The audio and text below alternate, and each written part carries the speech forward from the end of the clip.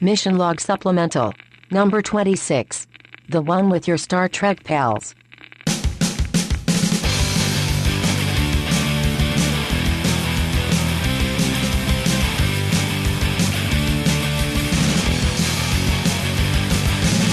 So I had an idea, John. I had an idea actually for quite a while. Mm-hmm. Let's watch a completely new episode of Star Trek. No such thing. Well, you think that, and you're actually right. But soon, that will not be the case, because there's new Star Trek coming. There's new Star Trek on the horizon. There's a new day dawning, a new breeze blowing, a new captain of some sort of ship, probably, but we don't even know that. We know very little. Hi, by the way, it's Ken. Yeah, and this is John. Yeah, we're doing a Mission Log Supplemental kind of thing. We're doing basically what everybody's been doing, I guess, since, well, as we record this, since Monday, but it'll probably be like, for the past week by the time people hear it. Talking about the new Star Trek, which is really talking about something about which we know nothing. Right. Almost nothing. This is kind of the show that I didn't want to do. Yeah. To be quite honest. Because what this show is going to be 10 minutes of you and I doing a very novel thing, which is saying to each other in a conversation what we would otherwise be tweeting. Yeah, that's kind of true. Here's why we're doing it, though. Should we say why we're doing it? Why we finally decided to do it? Because otherwise there's no justification. Well, there is. It's just people don't know what it is. Okay. We have heard from a few people, and this is this episode is kind of for those few people. Now, hopefully everyone will enjoy it. But we've heard from a few people that we're their Star Trek pals. That, day to day, walking around, doing their stuff. They don't actually have anybody with whom to geek out. They don't have anybody with whom to talk about Star Trek stuff. They don't have anybody in their lives who gets nearly as excited as they do about Star Trek stuff or thinks about it as much as they do. And we've sort of become those people for some people. I know we're not that for everybody, and that's fine. I wasn't trying to be that to anybody in the first place. So it's really it's an honor to be that for that small group of people, right? Yeah, I like being their Star Trek pal. Yeah, and then I'll wear that proudly. And so then you can't be a jerk and not talk about the biggest Star Trek news because you've got 5 or 6 people on the planet who are like, I wish there was somebody who gave a darn. Yeah, here we are giving a darn. So this is for you. This is for all of you people who wrote and for whatever reason really wanted to hear us talk about it. I can't imagine why you'd want to personally, except we're your Star Trek pals. So right, come along with us, won't you? That's what we'll call this episode: John and Ken, your Star Trek pals. That should actually be our names. We should rebrand. Go ahead. Go on, pal. All right, pal, I will. Let's start out with what we know. Okay, here we go. And I will read you the headline that I wrote to a friend of mine when he was asking me about this new show. And the headline that I wrote was, Network that owns Star Trek asks guy who has produced Star Trek to produce more Star Trek. There's our news headline. So CBS, which is the company that has the TV distribution rights. They're not Paramount. They don't have the film distribution rights. CBS has the TV distribution rights to Star Trek. They asked Alex Kurtzman, who has produced Star Trek in the past. He was a co-writer and co-producer on the last 2 J.J. Abrams movies, and he will be or is currently a producer on the upcoming Star Trek movie from J.J. Abrams. So they have asked him not from J.J. Abrams. It's part of the J.J. Trek thing, but J.J. Abrams is not directing the Star Trek movie. Oh, no, yeah, of course, right. But that it is still his company. It's still Bad Robot. Okay. But Alex Kurtzman has been asked to produce this yet untitled Star Trek project for TV. And they have said that it will premiere on broadcast TV on CBS in the United States, and then it will move over to their streaming platform called CBS All Access, and this will all kick off in January of 2017. And that is it. That is all we know. Mm-hmm. That a guy who has produced Star Trek will be executive producing more Star Trek. Right. For the company that owns the TV distribution rights. Well, that's all we know about the show itself. Mm-hmm. Because, there are a number of things that have people up in arms. You can start with the fact that Kurtzman is there. A lot of people are not happy with JJ Trek. I think that, see, here's the thing. When people have been asking you and me, what do you think about this? The underlying thought, and a lot of that, not all of it, but the underlying thought is, aren't you outraged that somebody who has had his hands dirtied by J.J. Abrams' Star Trek has been asked to make more Star Trek? That's sort of the underlying implication of that question. And I think that's what a lot of the explicit anger is about online. When I see things in my Facebook timeline and I see other comments on Twitter. And that's the part that to me just sort of gets really ugly and makes me not interested in talking about it, to be quite honest. Because even though I may have my problems with those movies and more problems with one movie more than another. What are you saying, John? Well, I'm saying that A, I'm kind of over fan outrage. Yeah. And B, this is still a new unknown quantity. Yeah.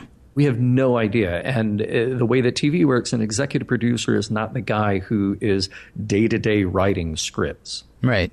He's not that guy. If you think about the last season of Enterprise, which I don't think you've actually watched most of Enterprise, have you? I have not watched most of Enterprise. I was actually watching Enterprise for the first time when we started doing Mission Log. So I said, I'm going to put that on hold because, now I'm watching Star Trek in this completely different way. And so I need to sort of rethink that. I don't just throw Star Trek on in the background now. So honestly, you can make up whatever you want to about the last season of Enterprise, and I'll be fine. All right. Well, the reason that I brought it up was to say this, that Enterprise was a show that divided some fans. Some people loved it. Some people hated it. And by the time you got to the fourth season and they had brought on Manny Coto as the showrunner, and that's kind of the critical position there, executive producers were still Rick Berman and Brandon Braga. It's still their show to run, to executive produce, but Manny Coto is the guy with his feet on the ground, and he's the guy who had the power to make that show into what he wanted to make. And among people who watched Enterprise, they felt like, oh, wow, fourth season is fantastic. This is great. Here's a guy who got to come in and put his spin on things.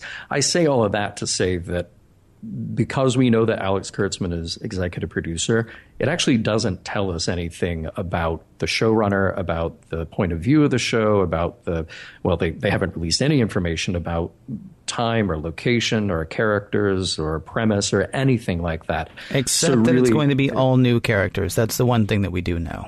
I mean, they may include other characters, but this is not going to be, rebooting the original series worked so well. Now we're going to reboot Next Gen. I mean, it's supposed to be new characters, unless they, do that Orsi timeline thing where it's like, well, no, young Picard is a totally new Picard because, he's split off. And if Nero proved anything, you can say whatever you want.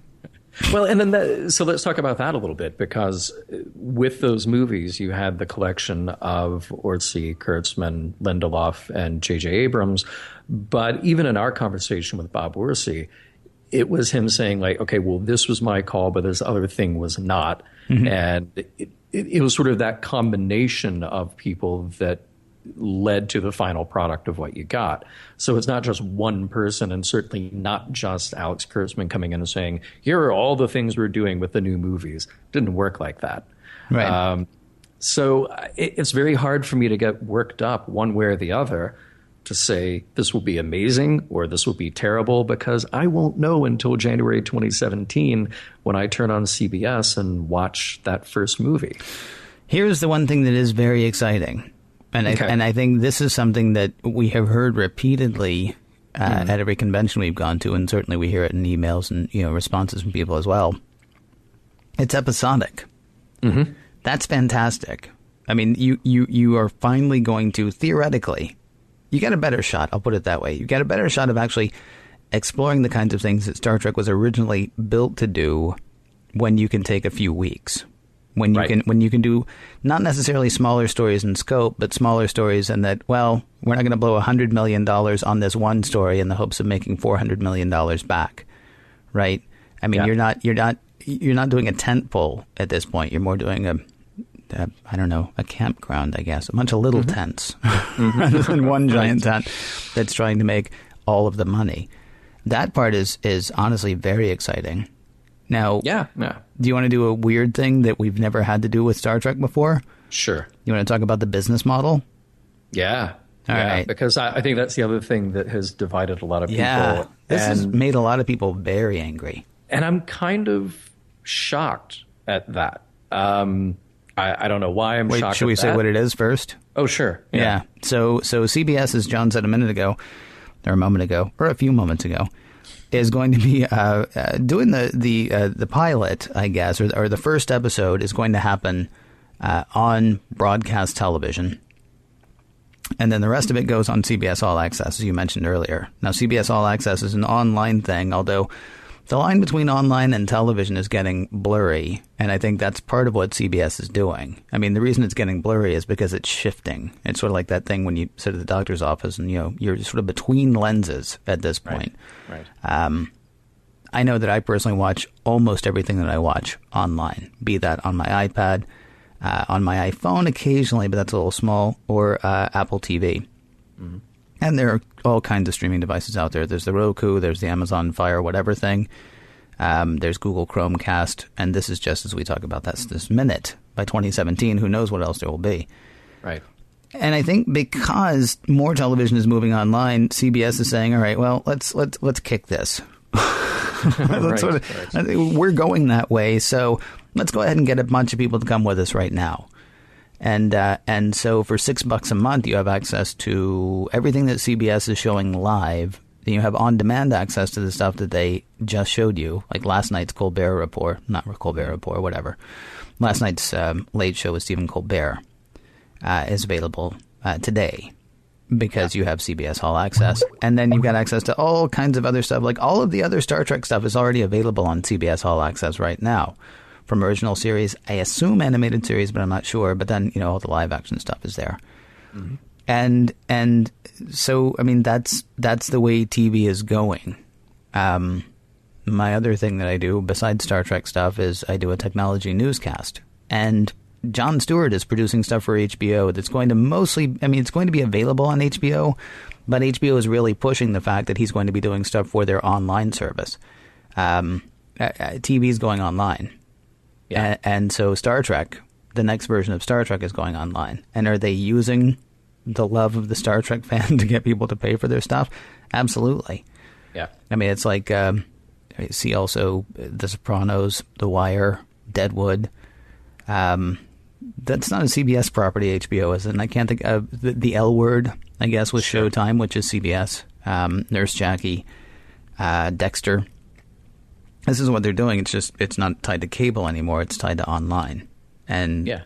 I get people being a little upset that they have to pay to watch Star Trek, but you kind of have to pay to watch Star Trek anyway. I mean, nowadays. I mean, you didn't have to originally. Originally it was a UPN. It was whatever local station happened to carry TNG. It was NBC back in the day with the original series. Yeah, though. I mean, most people pay for television now, and this is television for which you're going to have to pay. And it's upsetting a lot of people. But I would go a step further, and I would say that this business model is absolutely crucial for the future of Star Trek. Science fiction, big budget science fiction drama does not typically do well on TV. And TV now compared to TV 10 years ago or 20 or 50 years ago is a totally different thing. Yeah. Let me give you another comparison based on Enterprise. So 10 years ago, 11 years ago now at this point, new Battlestar Galactica was out, and it was hot and new, and it was on the cover of magazines, and people were talking about how this was the hottest show that was the biggest ratings hit the Sci-Fi Network had ever had. And people were going nuts over that show, right? Mm-hmm. At the exact same time, Enterprise had been saved from cancellation twice. They knew they were going to get canceled for good at the end of their fourth season because it was a ratings flop on the UPN network, right? Can I tell you that those shows were doing the exact same numbers? But nobody expected anything from anything off of Sci-Fi. Exactly. Right. And the expectation of how many people had to tune in to float that show, how many people had to tune in to make that show stand out on the Sci-Fi Network compared to their other programming, that made all the difference in the world. So fast forward 10 years now, and that landscape has gotten more and more and more divided. And you don't really have a UPN network anymore. You have kind of the last remnants of CW, but Enterprise was on at a time when everything was going to reality programming, and those shows would cost a tenth of what it would cost to put big budget sci-fi on the air. Let's look at big budget sci-fi on network TV. Go back to the original Star Trek, saved by the skin of its teeth to even get that third season, right? Mm-hmm. You go forward a little bit more, Battlestar Galactica, Buck Rogers, those were big budget NBC primetime shows. Those died quickly. And do Firefly. Sure, Firefly died. Firefly. Yeah. Fox actually has a great history of screwing up science fiction, it seems to me. I think was it Fox did Buffy the Vampire Slayer and Angel, right? Yeah. Which is not sci-fi, but I mean they those shows. I don't know if that's Joss Whedon. I don't know what that is, but those shows did very well. Mm-hmm. But Joss Whedon also did Firefly, and Firefly, if they had shown it in order and if they had left it on a good night, a good time slot, and actually promoted it, might have done something. But I think of the 16 episodes of Firefly that were produced, they showed 12 of them. Yeah. I think, and it was a moving target, right? The whole time. Almost Human, they did the same thing, which was, for people who don't know, was actually a great robot show with Carl Urban. There's the Star Trek tie-in. Well, sort of Star Trek tie-in, depending on who you ask.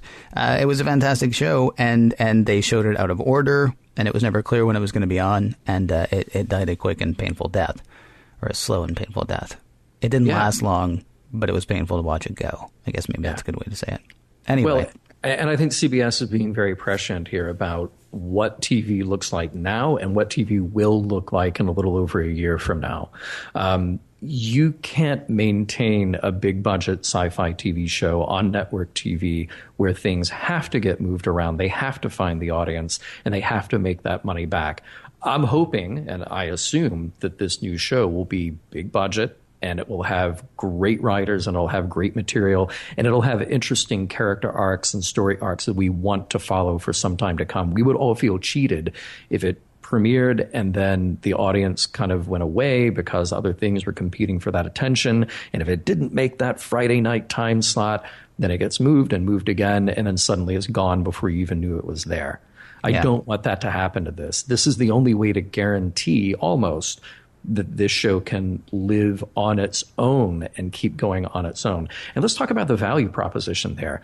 I think I told you the other day that when Star Trek 09 came out, I probably spent $50 in theater tickets to go see that movie. Right. You know? Yeah. Right. And well, just to put a kind of a time and date stamp on this show that we're recording now, Spectre is about to come out, and I will probably spend a good $30 to $50 to go see that in theaters, and I'll probably buy a Blu-ray when that comes out. And there will be many other things that take my money for that particular movie. You are such a lunatic, though. You're talking about Spectre, and we are seriously 6 weeks away from Star Trek. I mean, Star Wars. Star Wars. Sorry. Yeah, well, I've already bought my tickets for that. Yeah, me too. I mean, that's sort of a bigger value proposition thing. I think they started selling tickets seriously 8 weeks before the movie was coming out. Well, okay, and my ticket for that is $20. Wow. You're going 3D IMAX? I'm going 3D IMAX at the Chinese. Oh, wow. Oh, man. Did you get an extra ticket? I think we do have one. Do you really? Yeah. Oh, I don't know. I'm supposed to see it here in Buffalo. It's a big group of us. Oh, man. You know. Oh, I shouldn't have asked about the extra ticket. Anyway, go ahead. All right. But, okay, so there's $20. Now, let's look at that with CBS All Access or Netflix or whatever. I could get myself 3 months of CBS All Access with change left over if I do that same amount. If I look at it and say, okay, here's $20 I can spend on entertainment. So I can get 3 months with some left over to go buy a cup of coffee and then binge watch Star Trek. I'd even wait until Star Trek has been out for a little bit, and then I could go online and watch it all in a couple of months or 3 months. I don't actually have to spend the $5.99 every single month, every year for the rest of my life to get that. So I'm really not too terribly concerned. All you have to do is look at the closet in my parents' house where all the Star Trek toys have accumulated for decades and know that I do not mind spending a few bucks on Star Trek here and there. I would have bought DVDs, I would have bought Blu-rays, I would have bought VHS back in the day. Now the way to buy it is to buy it like that. And they probably will come out with a Blu-ray set, and I'll probably end up buying that too if I feel like it's worth it. So I think we can all kind of, slowly exhale and realize that TV network science fiction is kind of a thing of the past, and even when it was in the past, it didn't always work the way we wanted it to work. This is the best chance that Star Trek has to get on, find an audience, and stay there. Yeah. And yes, we can talk about we can talk about what our hopes are for the show and for how they present it and things like that. I mean, personally, I want it to be bingeable. Now, when you say you'd probably have to wait, CBS is trying to get people to pay $6 a month. So they're probably not going to do the Netflix thing of, hey, here's all 13 episodes or all 20 episodes or whatever. It probably is going to end up being a little bit episodic, which gets a little, for some reason, it's not as much of a thing when you're watching online television. I was very excited about the 6th season of Community, which came out on Yahoo. And for some reason, Yahoo did that, where they did it episodic. They did it every week. Every week at some time on some day, the new episode of Community could come out or would come out. And I can't tell you what time or day it was, because what ended up happening was I would forget. I would go back and check. Suddenly there were 4 episodes of Community. And that's how I watched it. Right. That's what I would hope for Star Trek, but it's not going to happen. Yeah. Right. And that's okay, because as you say, I can either wait 3 months, which is also not going to happen, and go back and watch, a whole bunch of episodes, or I can just get used to watching it every week again. And it'll cost me $18, I think, for those 3 months. Or you could wait a year.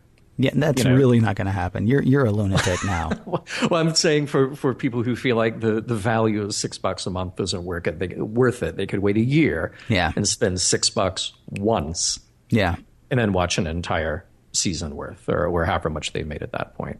So, all right, can we do just one thing? And I apologize. That's fine. I have to keep us relatively quick here today because that's fine. Because I got a motor.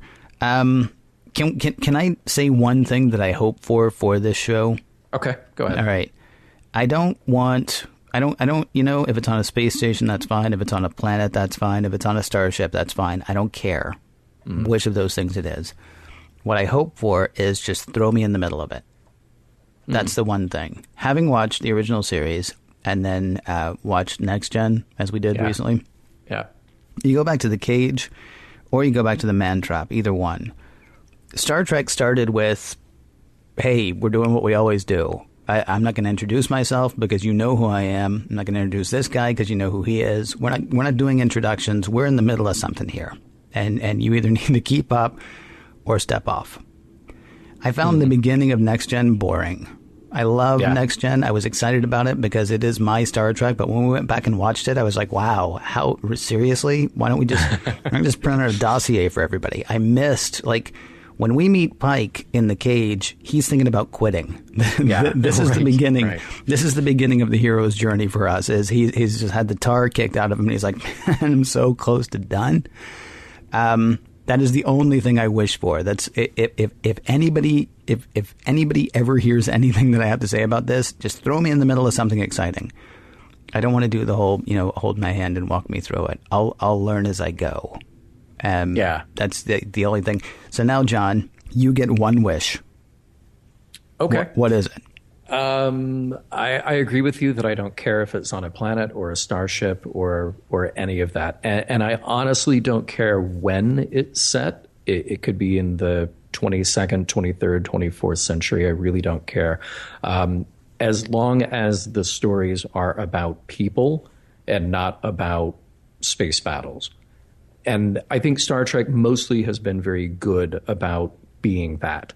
And you can tell when they kind of veer off from that. But Star Trek is at its best when it's about people, when it's about drama, when it's about relationships, and it's about what people can do and can achieve.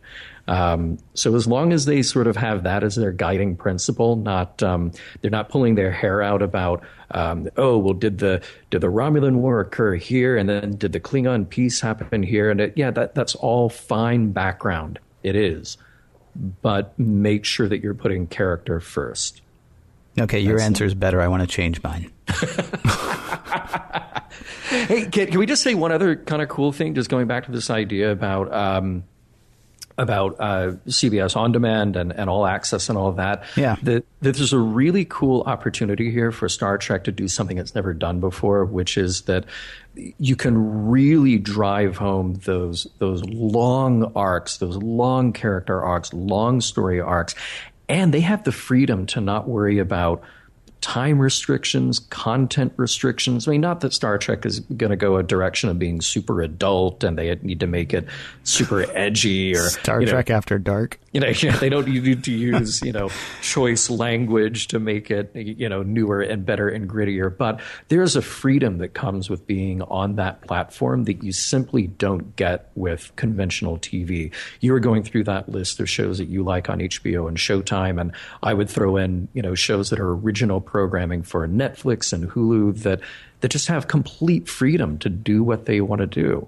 Yeah. It's exciting for Star Trek to be able to do that now. You look at the model that's been set up by Netflix as well. I mean, if you watch Daredevil, they don't spend a lot of time in episode 6 telling you what happened in episodes 1 through 5. They, in fact, spend no time telling you that because they're all there. Right. There's no reason for you to start at episode 6, start at episode 1. So that's kind of cool, too. I mean, that does free up, even if they gave themselves like a strict, 48-minute window, they don't have to spend 4 of those 48 minutes saying, well, you remember what happened last time. Well, yeah, in fact, I do, because I just watched it and I went to the next one, so move on. Yeah, it's exciting. I mean, people love Star Trek. People hold Star Trek dear, and I think every time... Starfleet Mom. Yo, Christine, what's up? Hey, Christine. Starfleet Mom actually posted on Facebook, be careful what you wish for because you just might get it. and that's the thing. We're in this sort of like nervous period for some people now where it's like, oh, they're going to screw it up. Well, maybe. They might. Yeah. But, they might not, too. I mean, it might actually become something. This could end up being someone's Star Trek. And that's nutty to think about. I don't want to open my Christmas presents before it's Christmas. Mm-hmm. I want to wait until the time is right, and I want to be excited and filled with awe. All right. At the same time, you do want to shake the box and make sure that somebody hasn't given you a sweater. Okay, fair enough. Alex Kurtzman, don't give us a sweater. Please don't give us a sweater. Unless it's a really cool like gray sweater with a rainbow at the top, and then that's if it's that, then, okay, maybe that's... All right, Ken, you got a thing, I got a thing. We got to cut it short. All God's children got things, John. We all got things, so we have to cut it short today. But thank you for listening. That's it. I mean, until there's other news, that's really all there is to say about it, right? I think so. Yeah. Although, who knows? I mean, stuff will start to leak out and stuff will start to come out. And one day we'll get a picture of somebody and that'll be like an hour. I will say this. I'm a little surprised by the timing of the announcement. I thought they would have waited until 2016, until kind of the kickoff of the 50th anniversary. That's the only thing because I know that there have been kind of inklings and rumors and a little discussion here and forth, Bob Orsi, starting as far as a couple of years ago. Yeah. But so I'm a little surprised now, but hey, maybe that means that there will be some news coming out, that there will be some announcements coming out. They wanted to sort of beat that to the punch before people could speculate on it. Well, yeah. I mean, there are a couple of other things too, though. I mean, next year is going to be all about Star Trek's 50th anniversary. And so, yeah, go ahead and talk about it now, because, I mean, I would imagine that we're going to see something in Vegas, and who knows at, any other conventions that happen next year. Maybe not the ones earliest in the year, although I think the first creation convention for Star Trek is in April. So maybe you will actually have, some solid announcements by then. Sure. We're talking far too much business in this episode, but I mean, the other thing that's happening is Disney is picking its teeth with anything that's not Marvel or Disney or now Star Wars.